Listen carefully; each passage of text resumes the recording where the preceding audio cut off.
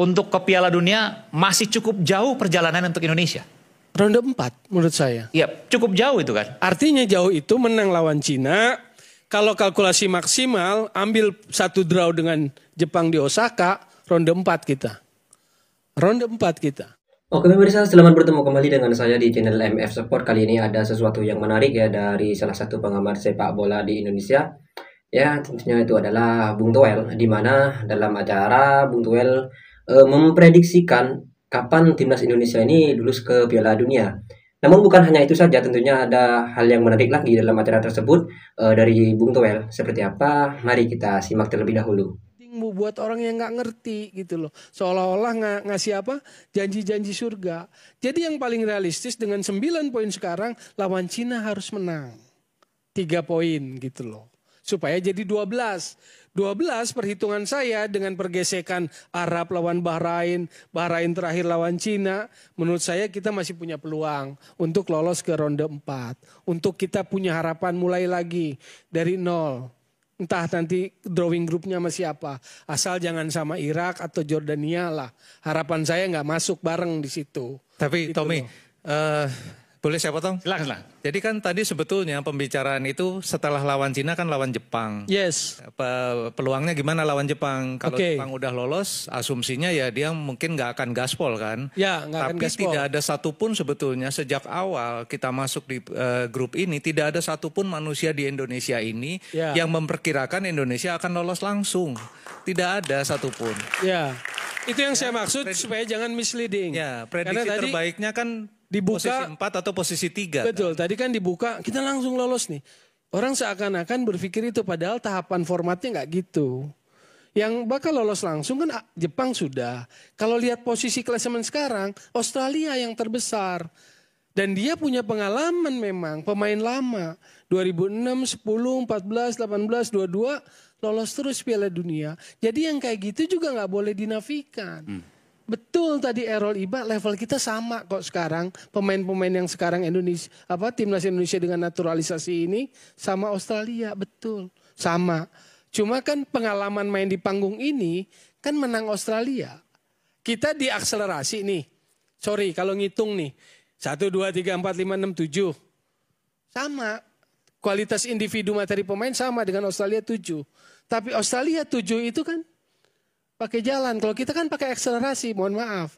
Saya kasih analogi ya. Maksudnya karena naturalisasi, maka kita bisa di level ini. Karena, maka kita punya keyakinan cukup besar. Kita bisa menang lawan Cina. Kalau beberapa tahun lampau kita nggak bisa ngomong seperti ini gitu loh. Makanya kemarin waktu lawan Australia kan Joy bilang ini bukan Indonesia dalam konteks yang bisa utuh, jelek gitu. 5-1 bukan. Karena secara taktikal itu progresif banget waktu lawan Australia. Lihat gak mainnya bloknya kalau ngepresnya di atas. Ketika bola di kanan diblok ke kanan sama pemain Indonesia. Tapi main gitu memang gak gampang. Tapi intinya berarti apa? Perubahan itu terjadi secara taktikal termasuk kemarin. Banyak orang misleading kalau main 3 di belakang ditambah 2 wingback jadi 5 itu akan negatif. Enggak. Tergantung pemahaman mainnya, prinsipal mainnya. Kemarin kan enggak. Ofensif kita. Walaupun main jadi 3 back lagi. 3 back center back kan. Itu loh maksud saya. Saya nggak pengen jadi pemahaman itu jadi dangkal, jadi salah, dipelintir. Karena ini zamannya kan. Ya, saya mau tanya. Kesimpulannya menurut Tommy Welly ya. Menurut Bung Toel. Untuk ke Piala Dunia masih cukup jauh perjalanan untuk Indonesia. Ronde 4 menurut saya. Iya, cukup jauh itu kan. Artinya jauh itu menang lawan Cina. Kalau kalkulasi maksimal, ambil 1 draw dengan Jepang di Osaka, ronde 4 kita. Ronde 4 kita. Fightingnya mesti panjang itu. Fightingnya mesti panjang. Artinya kalau kalkulasi waktu, entah itu September atau Oktober, kita harus 2 kali head to head final di ronde 4. Karena itu rencananya akan main home turnamen, bukan home and away, lawan dua kontestan lainnya. Coba dibayangkan gimana misalnya? Misalnya dari grup sana ada Qatar, ada Uni Emirat Arab. Dari grup sini anggaplah per klasemen sekarang Arab Indonesia. Dari sebelah sana ada tadi apa? Kalau nggak Irak Jordania, Oman. Berat-berat tuh. Berat. Irak kita di ronde 2 kan kalah 2 kali 5-1 di Basra, 2-0 di GBK. Yang waktu itu minta main sore, inget nggak? Main sore jam 4, ternyata yang kelereran kita. Itu Irak kita, 2-0 waktu itu dikelecehin. Di sana di Basra 5-1. Cuman dengan penambahan pemain yang ada sekarang yang seperti dinyatakan oleh Dragan Talazic, memang kualitas materi pemain Indonesia bertambah. Cuma waktu lawan Cina yang saya mau kasih lempar juga ke floor nih. Martin Paes nggak main akumulasi, tapi oke lah ada Emil Audero. Marcelino Ferdinand akumulasi kartu. Jadi saya lihat bahwa problem di tim Indonesia adalah waktu pergantian pemain. Oke, sebelum kesana dulu, artinya begini. Artinya tadi sampaikan oleh Jadi Coach saya RD, optimis harus menang 3 optimis poin. ya, kita semua optimis. Tapi ada problem teknikal. Ya. Supaya maksud saya Coach RD nanti Jangan kasih angin elaborasi, surga. Errol Iba elaborasi gitu kan. Oke, jangan kasih angin surga. Siapa yang kasih angin surga? Kasih angin surga itu yang Jepang. Kalau yang Cina bukan angin surga. Tapi kalau Jepang kita pasti menang, nggak mimpi lagi. Itu masih angin surga. Oke, kalau Cina oke lah. Lawannya Wataru Endo, Realistis. Takeshi Kubo. Oke, Cina masih realistis. Oh sangat realistis. Oke, baik. Justru Jepang, kepleset waktu kalah di Cina itu. Jadi kalau kalkulasi makanya dengan posisi sekarang, maka di sisa 2 pertandingan Juni berapa sih angka maksimal yang bisa kita ambil? Poin 4. 4 poin. jadi sekarang kan 9. Sekarang 9. Tambah 4 lagi maksimal. 4 itu adalah menang dari Cina, 3 poin, Seri. draw dari Jepang. Oke. Itu kan sangat-sangat Moderat. bisa diukur gitu loh. Enggak cuma lawan Jepang, enggak inferior juga. Karena Ini yang bisa tadi dihitung nih itu. berarti ya. Kalau sekarang 9 poinnya, nanti ke depan itu ya 4 lah ya, 4. Ya anggaplah 4, 13.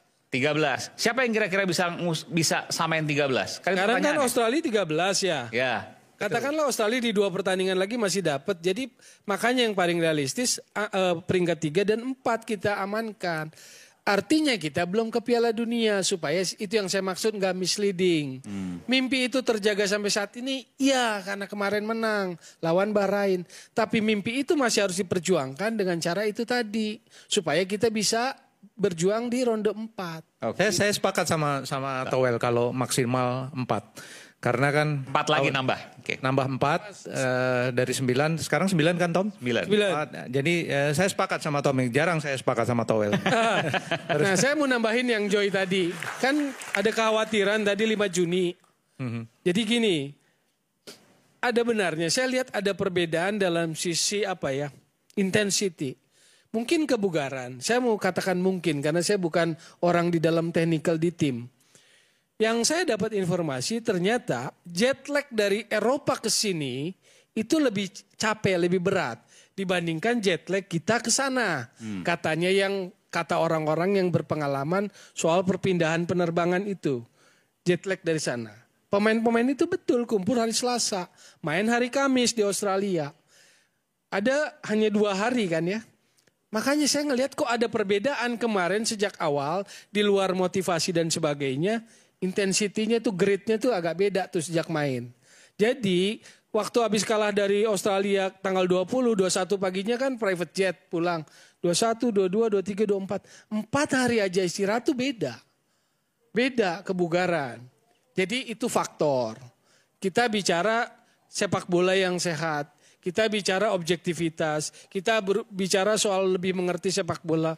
Oh ada faktor itu. Bukan tiba-tiba muncul hashtag gitu kan. Saya mau ingin sepak bola yang lebih sehat ngobrolnya. Itu kan faktor semua. Ada perubahan teknikal, lebih balance lah bahasa awamnya sih. Lebih seimbang. Pelupesi main bagus sekali. Mungkin dia nggak disorot hari-hari ini. Tetapi dia berperan besar seperti Ceper tadi bilang memberikan sebuah analogi Puskas kata iya dia itu platformnya yang bisa menetralisir. Ingat gak gol pertama itu dia ambil intercept bola, dia dengan sederhana kasih bola ke HY yang taruh bola ke Marcelino dorong bola terupas kepada oleh Romeni jadi gol. Itu proses gol. Di situ ada Pelupesi. Jadi peran itu perubahan itu penting. Itu satu hal. 5 Juni semoga harapan saya para pemain itu udah selesai di Mei semua. Di Mei selesai itu. Yang main-main di klub Belanda selesai. Di Serie A juga selesai karena nggak main di Liga Champion kan. Maksud saya nggak masuk ke semifinal Liga Champion gitu. Kan nggak ada ya. Nggak ada yang main di semifinal Liga Champion. Jadi mudah-mudahan Mei akhir itu sudah selesai. Persiapannya bisa lebih, hitungan harinya lebih lama. Ketimbang yang seperti di Sydney. Dan itu pasti dipelajari oleh PSSI, tidak mengulang kembali. Saya sih optimis karena Mei selesai. Mei minggu ketiga rata-rata selesai. Kecuali kalau yang main Juni itu yang main Liga Champion. Itu pasti pada masih main.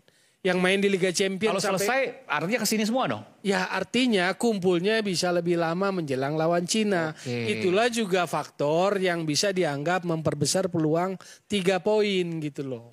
Dan Jepang juga termasuk karena kan cuma beda 5 hari. Ya makanya kan. Cuma lawan Jepang secara sepak bola kita harus realistis. 1 poin aja hebat gitu loh. Tetap harus target seperti Coach RD gitu loh. Tapi saya kalau sebagai awam saya hitungannya 3, 12. 12 Arab sama Bahrain pukul-pukulan. Atau draw lah mereka gitu loh. Jadi kita masih aman di posisi antara 3 dan 4. Iya. Hal senada sebetulnya sudah saya sampaikan sejak 2023 dan karena itulah saya dibully habis-habisan karena dianggap anti naturalisasi. Ketika saya mengomentari bahwa formasi 9283 101 itu bukan soal rasisme, bukan. Bukan mau membedakan diskriminasi, naturalisasi dan lokal, bukan. Saya mau mengingatkan tentang membangun sepak bola, membangun tim nasional.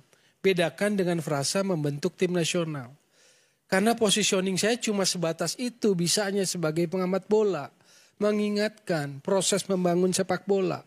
Dalam konteks akselerasi, dalam konteks keputusan elit petinggi sepak bola PSSI sah-sah aja. Tapi itu tadi jangan dilupakan itu kan. Yang tadi football development dan sebagainya. Kenapa? Karena ada ekses yang terjadi 2 tahun belakangan. Menurut saya dalam tanda kutip local pride itu direndahkan, bukan cuma pemain tapi juga pelatih. Dalam pembicaraan, dalam perbincangan sehari-hari di media sosial, local pride pemain itu direndahkan. Fisiknya jelek, nggak ada gizi, passing aja nggak bisa. Pelatih kita nggak dianggap nggak bisa. Kita tahu masih kurang, tapi saya juga tidak pernah merendahkan teman-teman. Sejak Errol Iba main, saya hafal bek kanan dia, saingannya Ismet Sofyan. Kalau mau keras temennya, sahabat karibnya di depan, Eli Eboy. Coach RD saya ingat sejak di Persikota gitu kan. Oke, sekarang balik. Semalam, saya bangga sekali sama yang namanya Rizky Ridho dan Marcelino. 9-2, formasi starter 11 pemain Indonesia 9-2 kemarin. Dan saya bangga sama Rizky Ridho sama Marcelino. Luar biasa saya bangga. Rizky Ridho interceptnya keren. Orang bilang Rizky Ridho bagus karena J.I. Jazz. Sebetulnya juga J.I. Jazz bagus karena Rizky Ridho. Interceptionnya bagus. Aduh luar biasa. Ada satu penyelamatan dia heading di depan gawang dia save kan sehingga kita nggak kebobolan. Rizky Ridho. Luar biasa. Jadi apa yang saya mau bilang dengan Rizky Ridho dan Marcelino, bakat-bakat kita hebat. Sebetulnya bakat-bakat kita hebat. Bahwa kita perlu kerja rumah, akselerasi, membenahi kerja keras, iya. Kita butuh itu. Kompetisi kita butuh diperbaiki, profesionali kita. Jadi 2 orang itu melegakan karena apa? Jangan lupa lo bakat kita hebat. Dan tahu romantisme saya waktu lihat semalam.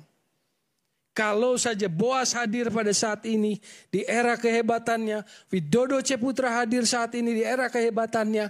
Dia main di belakang Ore Romeni. Boas di sebelah kiri di posisi Ragnar. Widodo di posisi Marcelino. Catat omongan saya, ngayal saya waktu nonton. 3-0. Masing-masing bikin 1 gol. Boas sebelah kiri di era kehebatannya Widodo.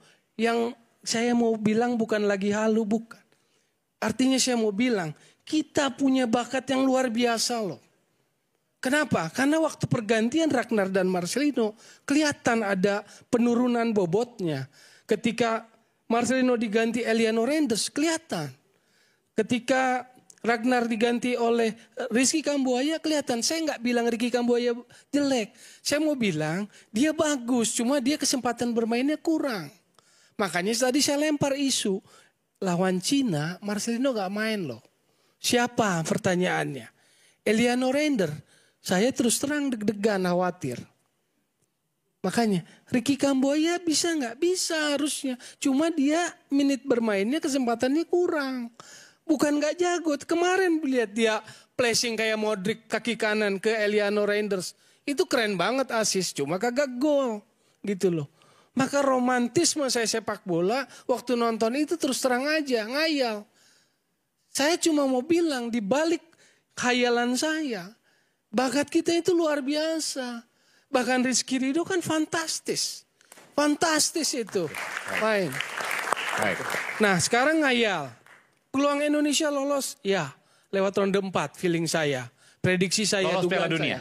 Lewat ronde 4. Lewat ronde 4, oke. Syaratnya saya berharap drawing ronde 4. Satu grupnya kita sama Oman sama Uni Emirat Arab. Dan kita menang dari dua-duanya.